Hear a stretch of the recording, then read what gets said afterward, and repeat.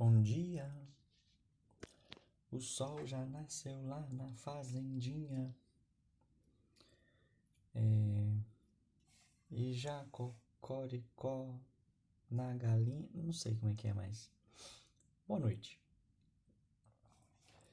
E é com a minha apresentação de bom dia que eu lhe desejo meu boa noite. Porque a noite também é dia. No sentido, eu penso muito assim. Quando você dá bom dia para uma pessoa, você deseja que ela tenha 24 horas, ou seja, um dia bom, né? Não é o dia no sentido da manhã, né? Bom dia, boa tarde, boa noite. Bom dia para amanhã, boa tarde para tarde, boa noite para noite. Quando você deseja aí, quando uma pessoa na rua, opa, bom dia, né? Você não está desejando que só a manhã daquela pessoa seja boa, né? Mas que todo o conjunto de 24 horas que compõe um dia seja um bom dia para aquela pessoa. Claro que as pessoas às vezes diferenciam, né? Quando é à tarde, opa, boa tarde. É à noite, opa, boa noite. Mas eu sou adepto dessa forma de utilização da palavra bom dia, da expressão bom dia, né? Então, mesmo de noite, você pode dar bom dia para uma pessoa, porque o dia, o conjunto de 24 horas aí ainda não acabou, ainda que seja noite, né?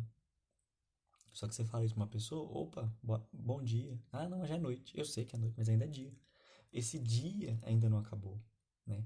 Por exemplo, hoje é o dia 19 de abril de 2023. Então, quando eu falo bom dia, eu quero que você tenha um bom dia, que o seu dia 19 inteiro seja bom, né? Incluindo manhã, tarde e noite. É nesse sentido que eu gosto de usar a palavra bom dia. Mas a coerção social, ela me força a dar boa tarde para a pessoa quando é de tarde, mesmo que eu queira falar bom dia. Quando eu falo boa tarde,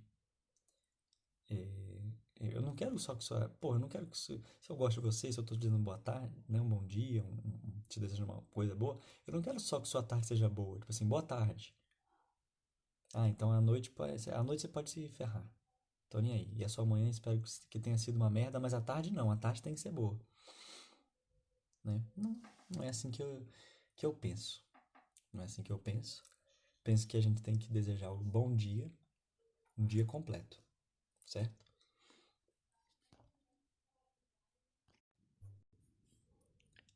Então hoje continuando aqui a minha saga de leituras, né?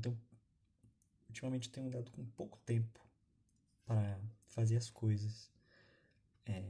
Ainda que na verdade também seja um pouco de falta de organização. Não sou uma pessoa tão organizada assim. Mas ao mesmo tempo eu tô com várias pequenas coisas para fazer, sabe? Aí são várias pequenas coisas, mas essas pequenas coisas levam tempo. Quando você vê, você gastou o seu dia, né?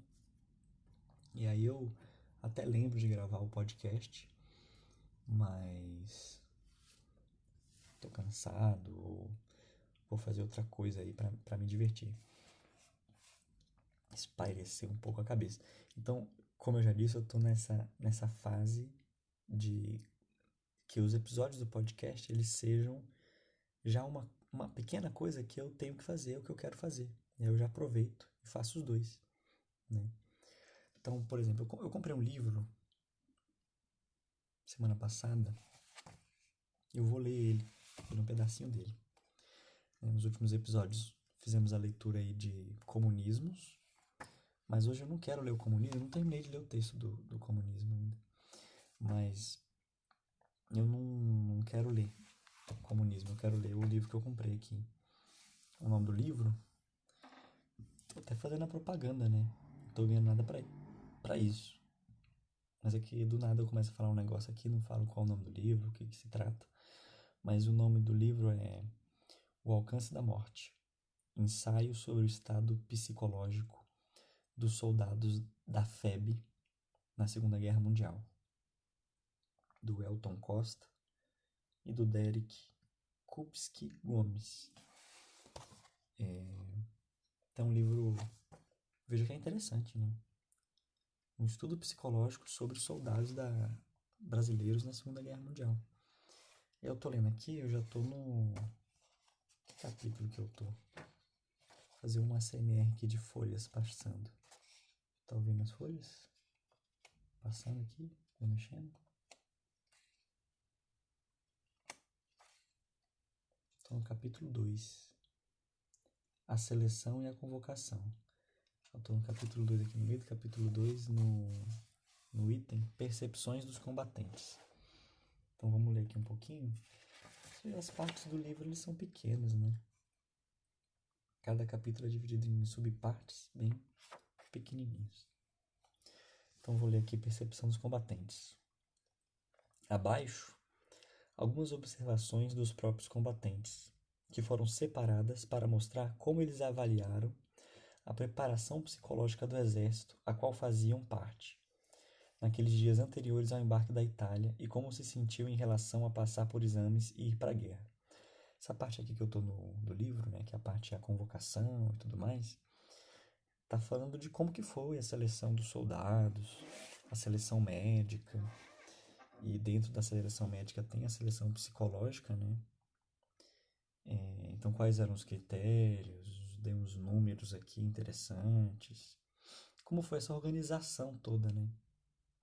Enfim, aí tava falando aqui do ponto de vista do médico que organizou o sistema, né? Para selecionar os soldados. Aí aqui eu tô na parte agora percepção dos combatentes, né? Que é essa parte que eu acabei de ler. Aí entra aqui vários trechos de observações, né? Que os soldados fizeram sobre essa preparação psicológica. Então aqui diz: a inspeção de saúde foi correta.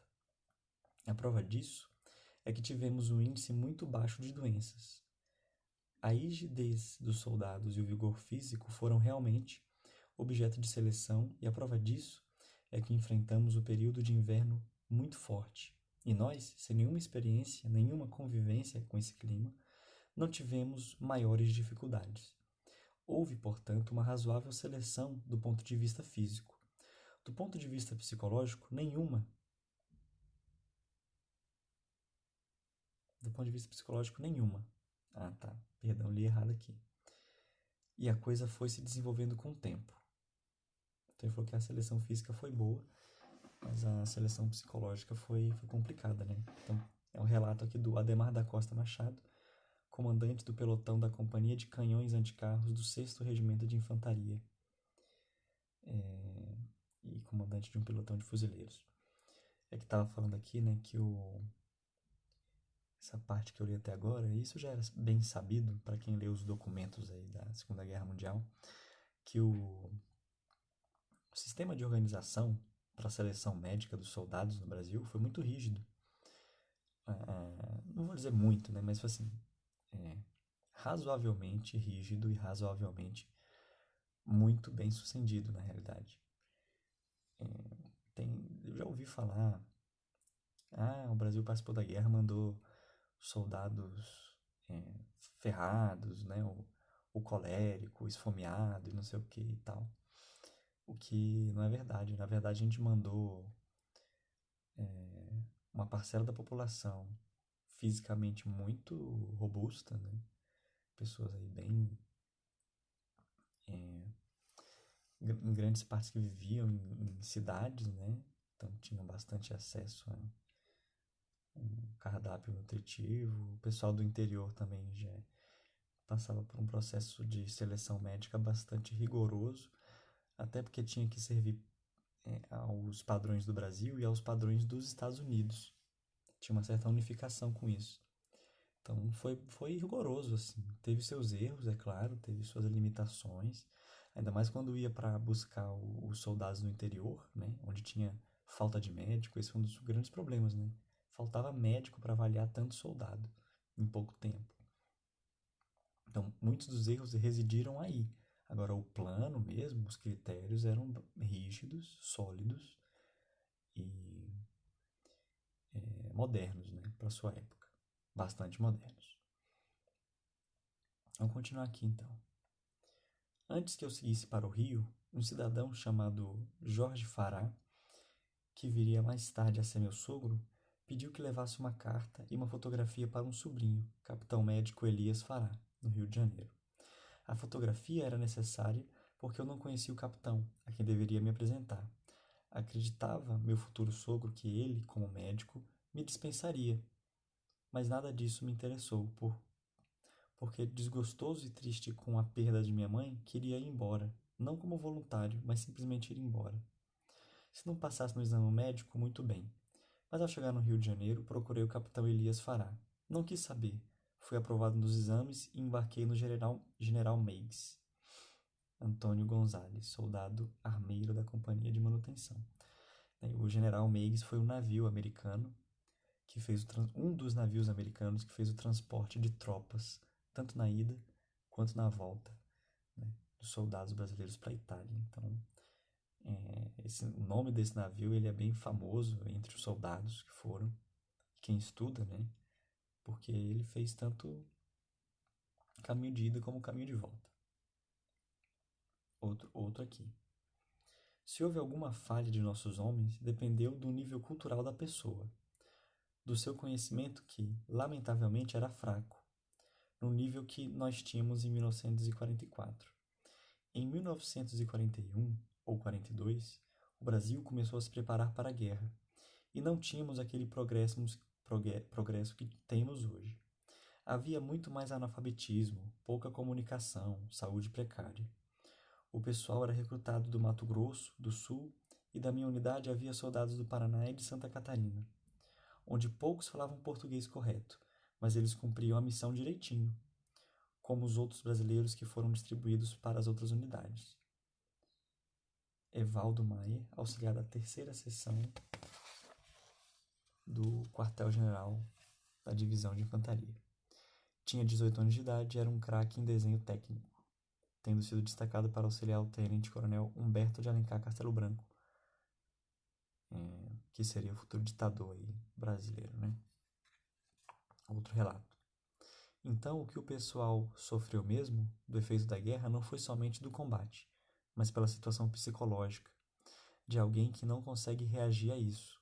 Eu, graças a Deus, não sofri problemas psíquicos, embora de vez em quando não controle umas explosões, mas explosões temperamentais. João Ferreira Albuquerque, chefe da seção de transmissão da bateria de comando do terceiro grupo de obuses. Outro relato. Senti a falta de alguma preparação moral ou psicológica para a guerra, pois só sabíamos que íamos combater alemães, porque torpedeavam nossos navios.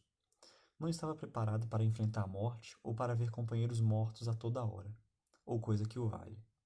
Mas a nossa tropa, pelo menos os artilheiros, era constituída por rapazes excepcionais, uma mistura de várias origens, corajosos e criativos.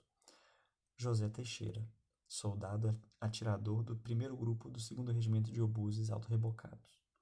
E vem outro relato. Entristece-nos muito, e a nossa gente, não existir uma consciência nacional para a guerra. Temos no máximo cerca de 20 mil expedicionários e, portanto, aproximadamente 250 mil pessoas que estavam inseridas em nosso destino. Não há uma organização capaz de despertar o ânimo viril e guerreiro da nação. E acrescentamos, oxalá que o sacrifício que estamos fazendo tenha pelo menos o mérito de despertar a nossa gente e que possa dar vergonha a todos aqueles que vivem para e pelo interesse de passar a vida cômoda e regaladamente. Temos certeza de que seremos testemunhas de quadros inesquecíveis, viveremos cenários de dor, de agonia, de virtudes e para a vida inteira levaremos essas impressões. Será que esse sacrifício não despertará o nosso povo? Não dará a ele a extensão do esforço de uma parte de abnegados que tudo fez no cumprimento do dever? Diário de Tório Benedro de Souza Lima, comandante da Companhia de Pretextos Pesados do 1º Batalhão do 2º Regimento de Infantaria. Agora outra parte, né? As tristes despedidas. O soldado Vitório Naleso, do 11º Regimento, 3ª Companhia, 1º Batalhão, era municiador. Ele contou em um livro que escreveu como foi a despedida da família. Naleço acordou bem cedo, ajudou nas tarefas da chácara dos pais e começou a arrumar as coisas. Em seguida, foi se despedindo um por um dos familiares. Abre aspas. Meus pais deixei por último, porque tinha que ser forte. Mas por último mesmo foi minha mãe. Ai, ai, que hora triste. Quando ela me beijou, eu senti suas lágrimas correrem pelo meu pescoço e descerem lentamente até a altura do meu coração. Fecha aspas. Depois, Vitório foi para a cidade, onde encontrou um colega que também estava embarcando para a guerra. A cena com o colega também foi forte, deixando-o emocionado, visto que o mesmo que ocorrera com ele também aconteceu com um amigo. Eram 10h30, abre aspas, eram 10h30 quando deixamos a igrejinha de Nossa Senhora Aparecida, e a pergunta íntima batia em nossas veias. Meu Deus, será que voltarei? Fecha aspas. Ferdinando Pisk, de Blumenau, Santa Catarina, estava com sua tropa formada em 23 de março de 1944, no pátio interno do então porra, como é que fala isso aqui? Não é 30º, segundo Batalhão de Caçadores. Com tudo pronto para iniciar uma marcha em um acampamento de 4 dias. Pisk era terceiro sargento. Foi quando um radiograma de Curitiba pediu para que vários soldados saíssem de forma, inclusive ele. Abre aspas. Em nossos espíritos não ficaram dúvidas, estávamos a caminho da febre. Então em organização, no Rio de Janeiro. Escreveu ele. Foi o início do drama, e um violento conflito estabeleceu-se em meu íntimo. Entre cumprir o dever sagrado, jurado perante a bandeira do Brasil, ou ficar junto à família, de pessoas amigas. Era então terceiro sargento, e estava noivo, havia pouco tempo. A separação da noiva querida parecia-me simplesmente impossível. Mormente em tais circunstâncias, a dolorosa incerteza do futuro e as tristes perspectivas de não tornar a vê-la jamais. Essa luta íntima durou algumas horas, mas o sentimento de dever a cumprir acabou vencendo. Não faltaria o juramento feito. Fecha aspas. Ferdinando despediu-se da noiva entre juras de amor e muitas lágrimas. Abre aspas. Uma coisa é você se despedir dos seus entes queridos, para empreender uma longa viagem ou trabalhar longe de casa e deles. Outra muito diferente, essa despedida para seguir para o futuro absolutamente incerto, sem qualquer noção sobre quando você voltará e se é que voltará um dia. Fecha aspas. Publicou. Sua noiva deu-lhe força quando ele foi entrar no ônibus. Contudo, Pisk não conseguia dizer uma só palavra, apenas chorava. Abre aspas. O ônibus começava a rolar, e as lágrimas se avolumaram. Era um ônibus cheio de chorões, de suspiros de saudade, de olhos vermelhos e inchados. Numa curva da estrada, quando perdemos a visão do querido quartel, um silêncio sepulcral baixou sobre o carro. Fecha aspas. Foi o motorista do ônibus, um senhor bonachão, quem tratou de trazer os soldados à realidade. Disse o motorista. Mas que diabo está acontecendo aqui? Daqui a pouco vou ter uma porção de marmanjos chorando aqui dentro de novo. Nem tudo é como a gente quer, ora essa. Ânimo, gente. Ao invés de choramingar feito mulher velha, vamos cantar. Fecha aspas. Logo um soldado começou a puxar a canção da infantaria e o pessoal se animou novamente, passando em Curitiba, onde outros soldados embarcaram com eles e em um trem.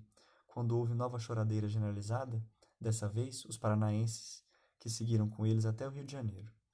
Foram 32 soldados de Blumenau, junto com Ferdinando, que serviu no 6º Regimento de Infantaria, 1ª Companhia, 1º Batalhão.